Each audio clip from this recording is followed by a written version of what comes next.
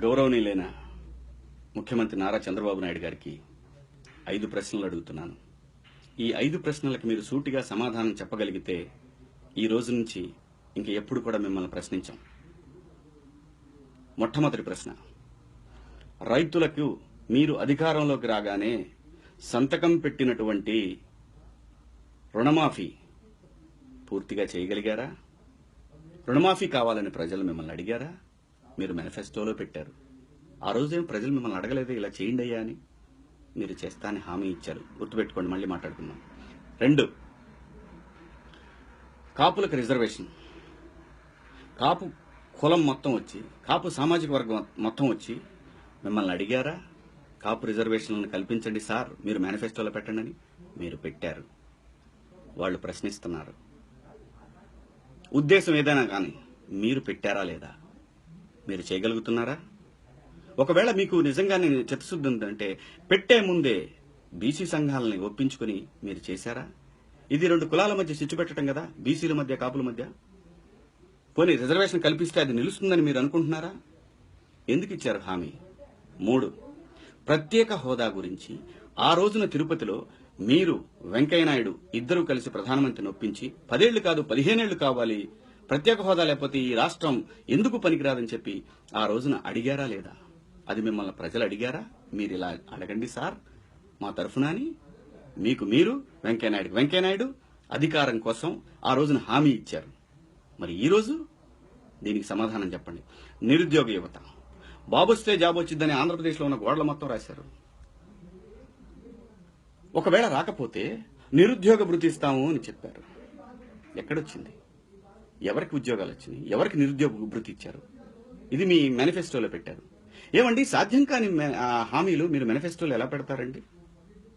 ఆంధ్రప్రదేశ్, విడిపోయిన ఆంధ్రప్రదేశ్ స్ట్రెంగ్త్ ఎంత, ఆర్థిక వివరాలెంత మీకు తెలుసు.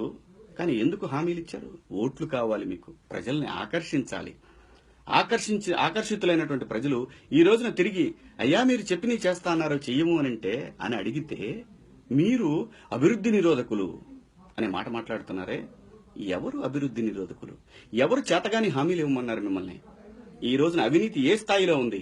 ఆంధ్రప్రదేశ్లో ఏ నియోజకవర్గంలోకైనా వెళ్లి అడగండి, అవినీతి ఏ స్థాయిలో ఉంది? మట్టి, ఇసుక, ఇక ప్రతి గవర్నమెంట్ బిల్డింగ్ పెట్టాలన్నా, కాంట్రాక్టర్లు చిన్న చిన్న కాంట్రాక్టులు చేసుకోవాలన్నా సరే, రియల్ ఎస్టేట్ వాళ్ళని, ప్రతి వాళ్ళని హింస. ఆఖరికి మందు షాపులు పెట్టుకున్న వాళ్ళని కూడా వాళ్ళ షాపుల నుంచి డబ్బులు రాకపోతే ఎదురుగా బెల్ట్ షాపులు పెట్టిస్తారు. నా జిల్లాలో నాకు తెలిసి ఒక పెద్ద పోస్టులో ఉన్నటువంటి ఒక వ్యక్తి కుమారుడు ఈ రోజున ఒక నియోజకవర్గంలో విచ్చలవిడిగా సంపాదించుకుంటూ బెదిరింపులు చేస్తూ సాక్షాత్తు ఒక కోర్టు భవనం కట్టడానికి గవర్నమెంట్ ఆఫ్ ఆంధ్రప్రదేశ్ కోర్టు భవనం శాంక్షన్ చేస్తే ఆ కాంట్రాక్టర్ని లంచం అడిగి లేకపోతే ఆ బిల్డింగ్ కట్టద్దు అని చెప్పారు. అదే మా జిల్లాలో మా కోర్టులో. ఇది నిజం కాదా? ఆఖరికి కోర్టులను వదలటలేదే, ఇడ్లీ బండి వాళ్ళని వదలటలేదే, వైన్ షాపులను వదలటలేదే, రోడ్ల మీద అట్టికాల బండ్లను వదలటలేదే. ఏమిటండి ఇది? ఇదే ప్రజలు మిమ్మల్ని నుంచి కోరుకుంది. ప్రజల్ని హైదరాబాద్ నుంచి అమరావతికి తరలించింది మీరు కాదా? మేము అడిగితే ఎందుకు వచ్చారండి ఆ రోజు అక్కడి నుంచి ఇక్కడికి? వచ్చే ఆలోచన ఉన్నట్టయితే మీరు ఎందుకు ఖర్చు పెట్టారండి అసెంబ్లీకి, సెక్రటేరియట్కి? ప్రశ్నించకూడదు మిమ్మల్ని. ప్రశ్నిస్తే ప్రవచనాలు చెప్తారు మీరు. చాగంటి కోటేశ్వరరావు గారి పోస్ట్ తీసుకుంటారు మీరు. మీరు చెప్పే ప్రవచనాల్లో ప్రతిరోజు పెట్టేటువంటి సమావేశాల్లో అధికారులు నిద్రపోతున్నారు ఆ ప్రవచనాలు వినలేక. చెప్పిందే చెప్పి ఎంతసేపు మసిపూసి మారేడుగా చేస్తారు? ఎంత అవినీతిమయమైపోయింది చెప్పండి.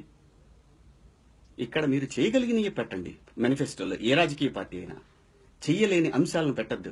మన పిల్లలకి సరైనటువంటి పాఠశాలలు ఉన్నాయా? సరైనటువంటి ప్లే గ్రౌండ్స్ ఉన్నాయా? సరైనటువంటి విద్యాబోధన క్వాలిటీ ఎడ్యుకేషన్ ఇవ్వగలుగుతున్నారా మీరు? డిఎస్సీలు పెడతారు. డిఎస్సీలు పెట్టే ముందు క్వాలిటీ కంట్రోల్ చేయలేకపోతున్నారు. క్వాలిటీ ఉన్న అధ్యాపకులను రిక్రూట్ చేయలేకపోతున్నారు. ఉన్న అధ్యాపకులకు సరైన అవకాశాలు ఇవ్వలేకపోతున్నారు. ఇవన్నీ ఆలోచించరు. ఇవాళ గవర్నమెంట్ హాస్పిటల్స్ లో ఎటువంటి పరిస్థితి ఉంది చెప్పండి? ప్రతి ఒక్క చోట అవినీతి. గుళ్లల్లో అవినీతి, హాస్పిటల్లో అవినీతి, కాంట్రాక్టర్లో అవినీతి, R&Bలో అవినీతి, రెవెన్యూలో అవినీతి. ప్రతి చోట అవినీతి మయమైపోయింది ఆంధ్రప్రదేశ్. ఏమండి, ఏమీ లేని ప్లేసులో పెట్టుబడులు పెట్టుకోవడానికి అనుకూలంగా ఉన్న రాష్ట్రం అని చెప్పి కేంద్ర ప్రభుత్వం మన మీద ముష్టి చెప్తుంది. ప్రతి దాంట్లో నెంబర్ 1 ఉన్నాం, జీడీపీలో నెంబర్ 1 ఉన్నాం, జీడీలో నెంబర్. ఎవరికి కావాలండి నెంబర్ 1? ఉద్యోగం లేనటువంటి నెంబర్ 1 రాష్ట్రం ఎవరికి కావాలి చెప్పండి? ఎటువంటి ఇన్ఫ్రాస్ట్రక్చర్ ఉంది ఈ రాష్ట్రంలో చెప్పండి? దయచేసి ఇంకా ఈ సొల్లు వద్దండి. మీరు చేయగలిగితే న్యాయం చేయండి ప్రజలకి, లేకపోతే ఎదురుదాడులకు దిగవద్దు. నాకు తెలుసు మీరు ఇప్పుడు జరిగే ఈ వైజాగ్ ఉద్యమాన్ని మీరు నీరుగారుస్తారు, కానీ అదే మీరు వేసే మొదటి పప్పులో కాలు. గుర్తుపెట్టుకోండి, వైజాగ్ ఉద్యమాన్ని మీరు ఖచ్చితంగా తొక్కుతారు, మాకు తెలుసు. మీరు ఇంకొక 5 లక్షల కోట్లు 6 లక్షల కోట్ల రూపాయలు రేపు పొద్దున సమ్మిట్ లో వచ్చినాయి అని చెప్తారు. పోయిన 4 ఇప్పుడు ఒక 5 9 10 లక్షల కోట్ల రూపాయలు ఆంధ్రప్రదేశ్ కి పెట్టుబడులు పెట్టారు. 60 దేశాల నుంచి జనాభా టికెట్లు వేస్తే ఎవడైనా వస్తాడు. టిక్కెట్లు వేస్తే ఎవడైనా వస్తాడు వైజాగ్ కి. ప్రతి వాళ్ళకి మీరు ఇస్తున్న హాస్పిటాలిటీ ఏమిటి? ఇదంతా ఎందుకు ఇంత దుర్మార్గం? ప్రజలు మిమ్మల్ని అడిగారా ఇవన్నీ? మీరు మేనిఫెస్టోల్లో పెట్టిన అంశాలను అడుగుతుంటే మీరు కోపం వచ్చేస్తా ఉంది. కోపం వచ్చినంత మాత్రం ఏం జరగదు సార్. ముందు అవినీతిని కంట్రోల్ చేయండి, మీ అధికారులను కంట్రోల్ చేయండి, మీ మంత్రులను కంట్రోల్ చేయండి, మీ ఎమ్మెల్యేలను కంట్రోల్ చేయండి. ఆ తర్వాత ప్రజల దగ్గరకు రండి.